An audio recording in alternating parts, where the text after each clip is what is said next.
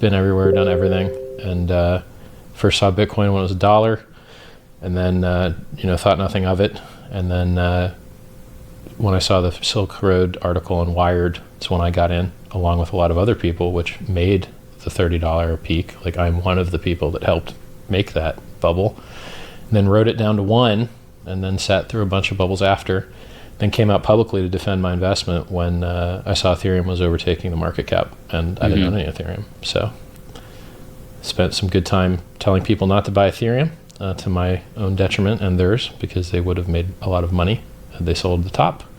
So I learned that being technically right is not the same as being price right, and you need to separate the two, because a lot of bad projects pump, a lot of good projects die, and things that get hacked, the price doesn't even go down. It's a very funny game we play in the crypto speculation game. You know, your audience knows your origin stories inside and out. Mine does not. So if they're watching live right now, they're probably like, "Oh, this shit again." Yeah. I'm sorry. I'm sorry. I'm trying to tighten it up, trying to make it shorter for you guys. But what I really want to talk about is some of your philosophies. I think that you are much more realist when it comes to Bitcoin. You know, you have a lot of influencers online, and they're saying, buy Bitcoin. It's going to be mass adoption. We're going to be down at the grocery store buying bread and milk and cereal with Bitcoin. Just give it time. And you said Bitcoin has failed to be a currency. Yeah. 100%. And what does that mean? And what do you say to somebody when they say, just give it more time? This is the internet 1993. Well, if you look at how startups operate today, good ideas go viral and rapidly scale to millions of users quickly. So Airbnb went from no users to lots and lots of users over maybe 6-7 years, something like that. Uber went from no users to lots and lots of users over maybe the same time frame, similar time frame. Bitcoin's been around for longer than both of those companies, and has 1,000x less users, 100x less users, right? So in Bitcoin, there was only 4.3 million wallets that have over $100 in them. Now, there are users of exchanges that think they're users of Bitcoin. They're not. And they think they own Bitcoin because an exchange owns the Bitcoin for them. That's not what Bitcoin was designed for. Bitcoin was designed to get rid of all those people. You hold your keys, you own your money, not your keys, not your coin, right?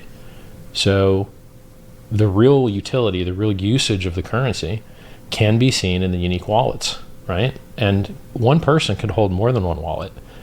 So assuming, like, if I tell you there's only 4.3 million wallets with over $100 in them, we could actually have less than 4 million users of the Bitcoin network, because 10 of those wallets could just belong to one guy, right? Right. That's pitiful adoption, absolutely pitiful. And we've had retailers stop accepting Bitcoin. We've had ATMs shut down.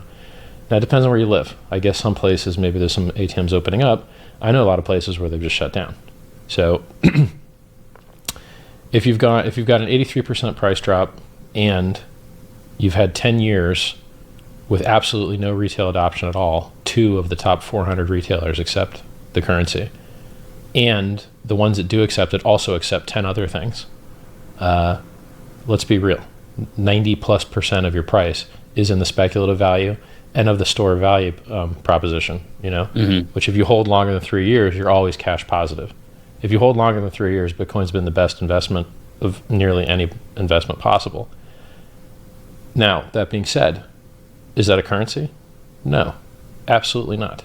Now, is that okay? Yes, because a store value is worth more than a payment network. Visa, MasterCard, PayPal, 770 billion combined. Gold, 7.7 trillion. That's 10 times larger. Right. So the only actually successful use case in crypto, and I'm talking all of crypto with maybe 1 or 2 exceptions, is store value, speculation. The only good thing that crypto does currently is the price can go up and you can sell it for more fiat.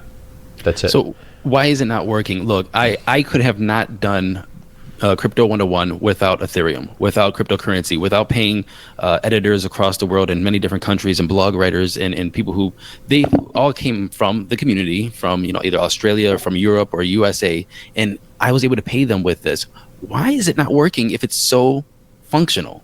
Well, you're getting a bad deal. You're just not doing the math right. So I'll explain the deal that you're actually getting to you, and then you'll understand you'd be better off paying than cash. Okay. Here's how it works. People spend the majority of their money on rent and food. Rent and food are paid in your local currency, always. So if you live in America, you pay in dollars. So if you work for a crypto company and you live in America, one, you receive these magical, wonderful coins at the rate at which they were, the exchange rate when you got them. And then you have to sell them as quickly as possible, or you might not be able to pay your bills because price could drop. Sometimes it drops 10% an hour. Sometimes it drops 20% an hour. Sometimes it goes up 10% an hour. Do you want to not be able to pay your rent? Are you living day to day like most people? Okay. Well, you got to sell it as quickly as you possibly can. All right. Well, when can you sell? After some confirmations. How many? I don't know. Let's call it 3. Well, how long does 3 confirmations take? Well, sometimes it takes 2 hours, and sometimes it takes 1 hour, and sometimes it takes 30 minutes.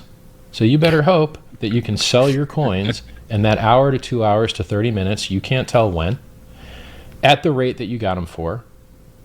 Now, how much are you going to pay in fees? 2.5% withdrawal fee maybe. Bid-ask spread. If you're doing big volume, you're going to hit the order book hard and get slippage, maybe 0.25% there. You're probably not a whale, so maybe the bid-ask spread doesn't matter to you, but you are going to pay a market order fee, which let's call it another 0.1%. So now you're down 3.6% or 2.6%, and you've waited 2 or 3 hours to get your money. And guess what? Now you've actually just started the wait, because now to pay your bills, you've got to wait for that exchange to send you your fiat to your normal bank account. So let's add another day to your shit. So now maybe you can pay your rent. What? Like, you could have paid me by PayPal and it would have been quicker. You could have paid me by any fucking method imaginable and it would have lower fees and be faster. So this dream, this fantasy that crypto of any form can work well for payments is dog shit. It's not true. Unless, and I've never seen this yet, but in theory, it's possible. You could have a circular ecosystem where everyone just builds up enough stack of this currency that they can transact with each other. But you have to re-pump back into the stack in a whole circle, right?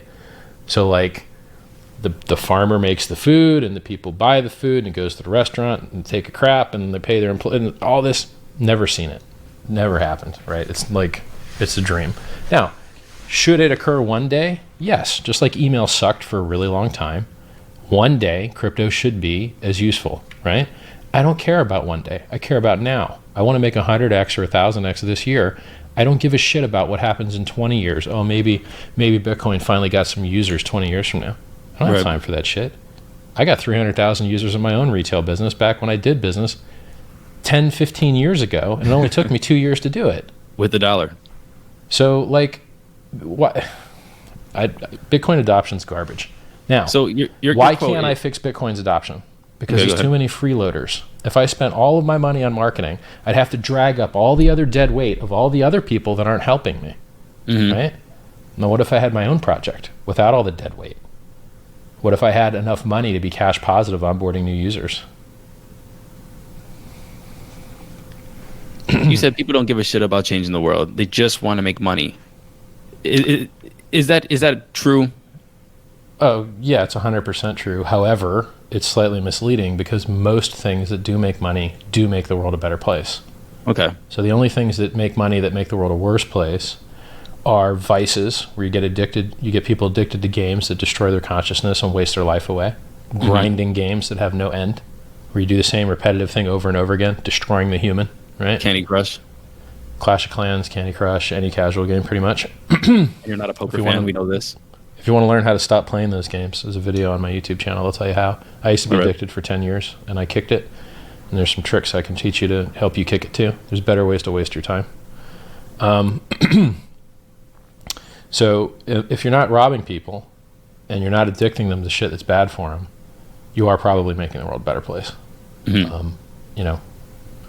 So just doing shit for the money works out. That's why capitalism has dominated every other system of governance that we've ever seen. So you're not saying that cryptocurrency